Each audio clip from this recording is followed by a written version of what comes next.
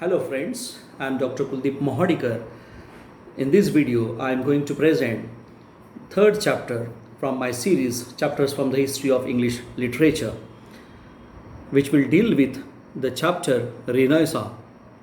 Renaissance is the term which revolutionized the outlook of man throughout Europe and molded the future course of literature all over the continent.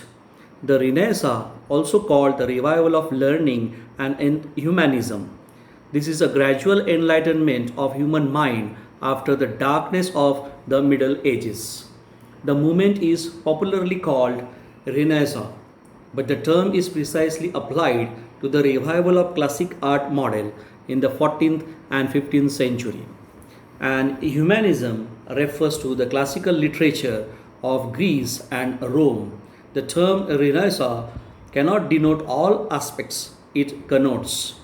However, we shall see the special characteristics or features of Renaissance.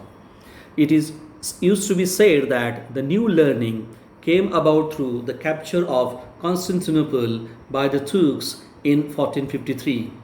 The scholars, with their manuscript, fled to Italy, which became the fountainhead of the new learning. In the latter half of 15th century, France, England, and Germany sent their scholars to drink of this wonderful new spring of inspiration. In the Middle Ages, the ancient Greeks were unknown because of the new learning, not only the poetry of Homer, but the philosophy of Plato and the criticism and the science of Aristotle were revealed to Western scholars. The man who did most to bring to England Greek and the new treasure of knowledge was William Grocyn, who taught Greek and Latin at Oxford. His noted disciples are Erasmus and Thomas More. The Renaissance movement widened the outlook of the Europeans living in the Middle Ages. Their world consisted of the Mediterranean and the nations that clustered about it. They could not think anything beyond this narrow world, both mentally and spiritually. They were rigidly bound by script and dogmas. They had no spirit of inquiry and no desire. The Renaissance came as a great liberating force. It freed the mind from the theological dogmas and spiritual authority. This Renaissance made man this worldly. He was previously otherworldly. There are many causes of the Renaissance. Along with the fall of Constantinople, invention of printing helped a lot to the spread of knowledge. Copernicus proved beyond any doubt that the sun is the center of the solar system and the earth and the planet circle round it. These discoveries dealt a death blow to theology.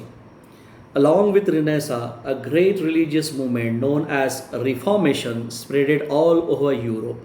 The Reformation is both a cause and effect of Renaissance. It was a result of the questioning spirit of the age. It began with Lollard movement and culminated in England in 1534 when Edward VIII declared himself head of the church in England. It gave a death blow to dogmatic and repressive practitioner of church by proclaiming man's spiritual freedom. The leaders of the Reformation were Luther, Calvin, Knox. The Renaissance had a very telling effect on English literature. The Renaissance affected the literature of England more slowly than in Italy and France. The English language was not got matured enough to express all the ideas brought in by Renaissance. Thomas More's Utopia, an important work in prose, was written in Latin, but its English translation by Ralph Robinson reflected the Renaissance spirit. As regards verse or the poems, Watts in Surrey, Spenser, and Sidney popularized new form sonnet. Lilly, Green, Keir, and Marlowe produced good dramas, and some travelogues were also written because of geographical discoveries. This period in England is a period of preparation for a great literary outburst in the age of Elizabeth.